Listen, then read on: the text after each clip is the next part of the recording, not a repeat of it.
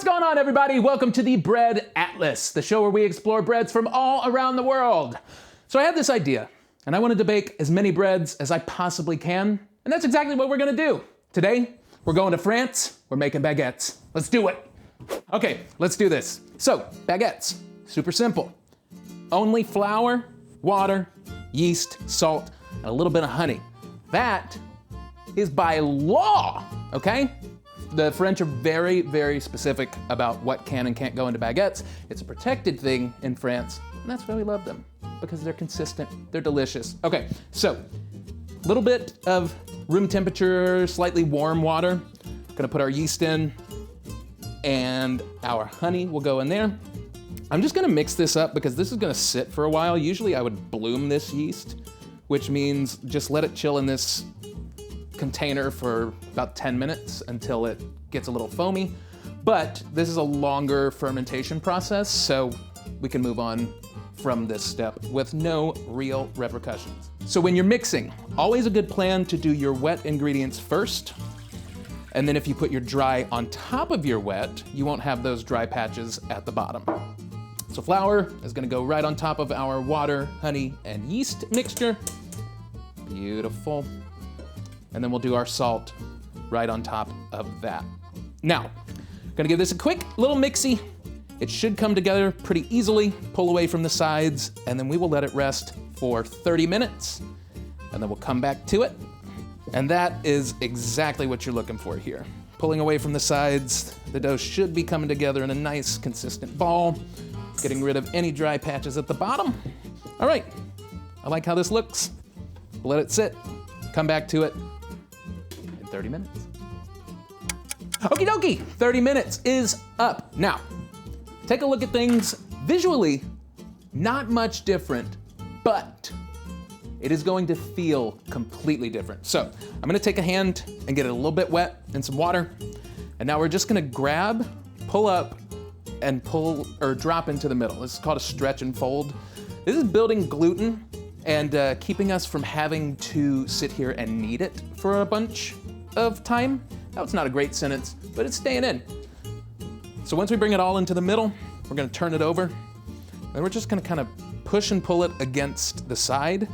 It's gonna create tension, build a little bit more of that gluten, and you can already see that this is now really, really supple. It's got some strength to it, not as sticky as it once was.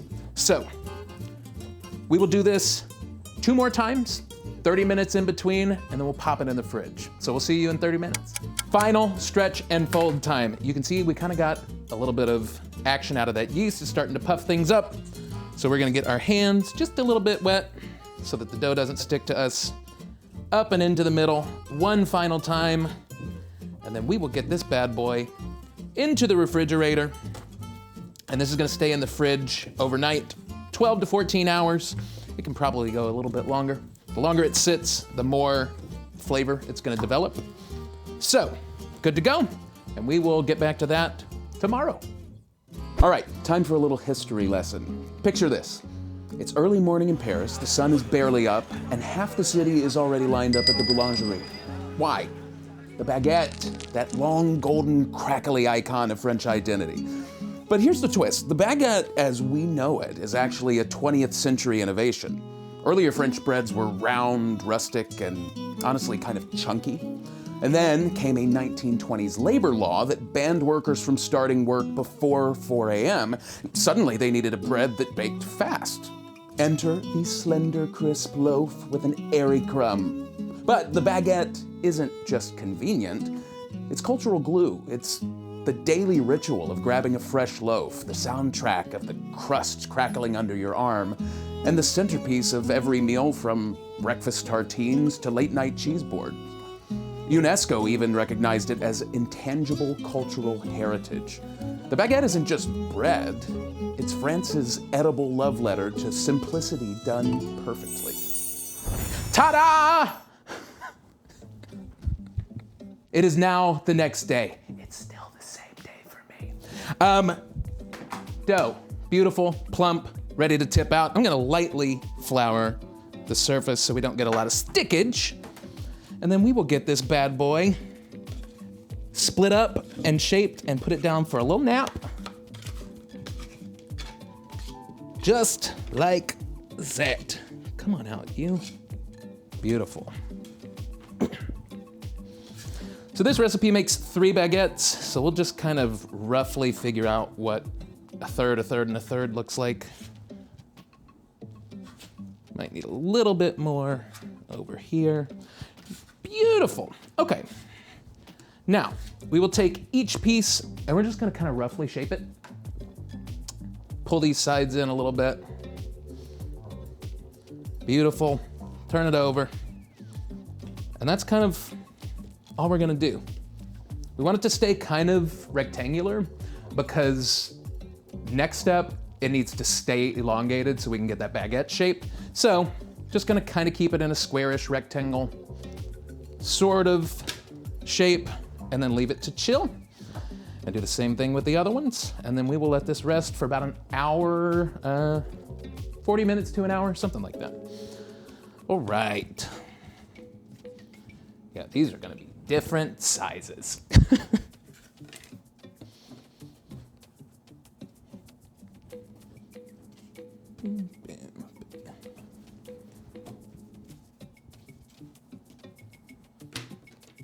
Cover them, leave them. See you in an hour. An hour has gone by, and look at these. Plump, wonderful, delicious, soon to be delicious at the very least. Okay, so shaping for baguettes. Pretty simple. You just gotta be, willing to do it. So we're gonna take a piece of our dough and go top side down onto our work surface. Lightly floured, don't want too much, because if we add a lot of flour to the dough, we're changing the hydration level of the dough. We're not gonna get the rise that we're looking for. Okay, so baguettes, you wanna start. We kept it in this rectangular shape for a reason. So we'll kind of keep it in that rectangular shape moving forward. So we're gonna pull half of this in to the center, and then we'll slightly tamp that down with our hand. Spin it round, pull the other half in to the center, lightly tamp that down, keeping our elongation. We'll again go into the center. Oh, it's sticky.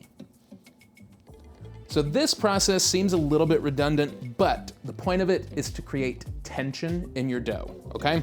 Without tension, we're not gonna get the proper oven spring that we're looking for, which is the puffing up.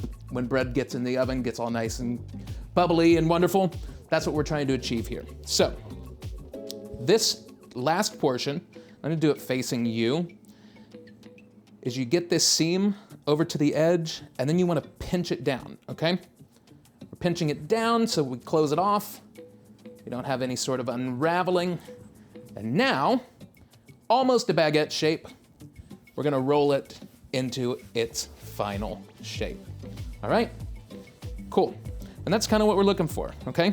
Already seeing some nice little bubbles happening. So we'll set this guy to the side and do the rest with the next two.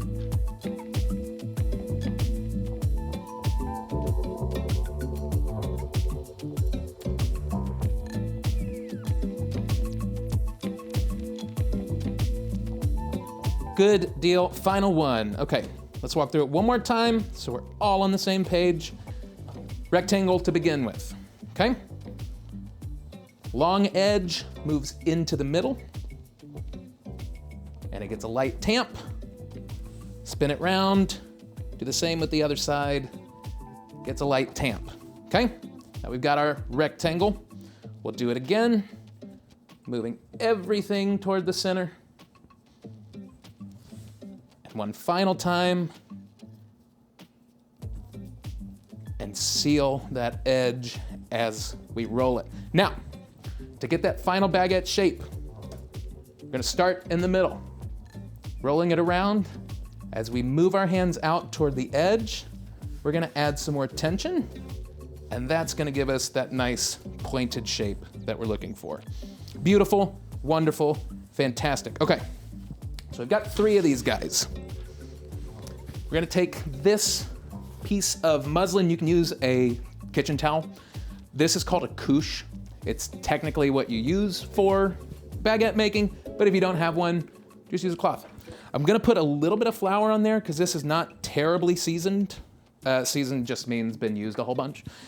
But the reason that we use this is because instead of moving outward as it rises on this final rise, we want them to still kind of train upward. So we're gonna put it in here with a little ridge on one side of it, and then we're gonna pull up another ridge right here, and that'll create a support system to sort of push it upwards as it rises versus outwards. Same thing with this guy, just a touch more flour to keep it from sticking.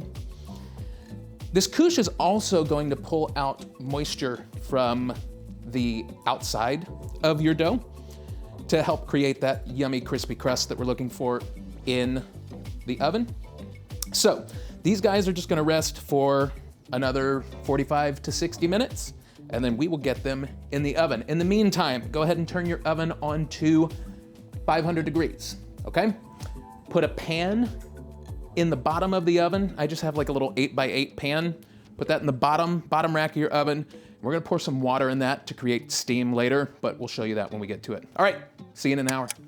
And we're ready to go. Baguettes, look at these. Plump, beautiful, not necessarily evenly separated into baguette shapes, but you know, that's fine. It's my bread, I can do what I wanna do. Okay, so what we wanna do from here, I have a baguette pan. You can do this on a regular baking sheet. It might be easier for you if you flip it upside down, but we're gonna take this, it's a transfer peel. You can use a piece of cardboard. You just want something sturdy to move your baguette from place to place. So we'll tip that out, find a nice spot. Number 2, flour is very helpful. And numero 3, before they go in the oven, we have to score them. Scoring is going to help us focus the way that the rise happens, the spring happens in the oven. Plenty of options out there. I like this one so I can get a little bit closer, have a little bit more purchase on the razor, but it's just a razor blade. You can use a very sharp knife. You can use scissors. Use what you got. So with baguettes, we want to do slightly overlapping, and I'm not the best scorer in the world, so long strokes. All right, let's get them in the oven. So baguettes will go in very hot oven, 500 degrees. We're also gonna take some hot water, and I've got a pan in the bottom of the oven that I'm gonna add some water to. This is gonna create steam for us because the steam action is going to keep our baguettes outside pliable as they do that first spring. It's also gonna create them a nice super crispy crust, and that's what we're looking for. So we'll do about 20 minutes, drop the temp a little bit, do another 10 to 15, and then they'll come out. All right, let's go get these baguettes. 30 minutes in all is up. We dropped our temp halfway through at 15 minutes down to 450 and let them go for the rest of the time. And look at those. They look great. Got a little bit of a blowout here. That means I didn't pinch the seam far enough, but that's okay. We live, we learn. We'll do it better next time. But I think they look good. I'm excited to cut one open, see what they look like on the inside. Very nice, terribly crusty. That's what you want to hear. Awesome. As these sit, if you get close enough, you can hear them sort of crackle as they cool. But a few minutes, we'll get back to them and see how they look. All right, baguettes completed. Let's jump into one, see what it looks like. Listen to the crunch. Ooh, that's pretty. Now, baguettes, super versatile. You can eat them by themselves, slather them in butter. One of my favorite things to do, wait for it. I mean, go on. They're beautiful. Nice and springy on the inside, gorgeous, lovely. Now, snack-wise, one of my most favorite snacks ever. Butter, baguette, sliced thin radishes, salt, and pepper. I know it sounds different. I know it sounds strange, but it's absolutely delicious. Now, I haven't had lunch yet, so we're gonna make a sandwich. You can make a baguette sandwich. Watch. Follow.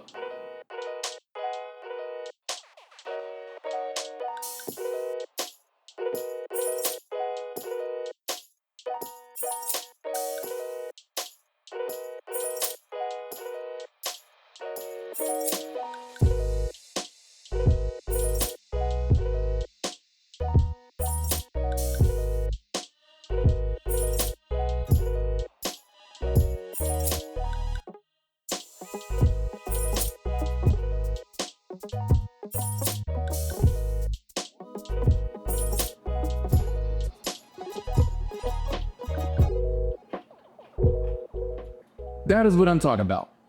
Delicious, crunchy, bready. Got some prosciutto brie, a little bit of arugula. Awesome. Well, thanks for joining us. Hope you enjoyed. If you like what you see, like, subscribe, follow us, and we'll see you in the next one.